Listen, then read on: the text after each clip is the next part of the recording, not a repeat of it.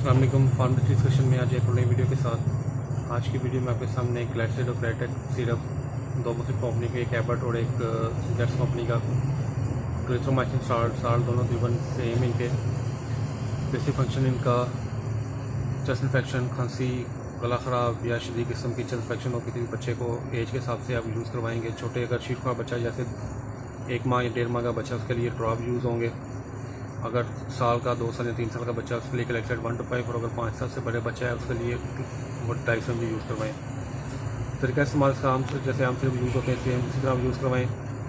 सुबह शाम या 3 टाइम डॉक्टर के मशवरे के साथ उसको यूज़ करवाएँ। वीडियो अच्छी लगे चैनल को सब्सक्राइब करें। जज़ाकल्लाह खैर।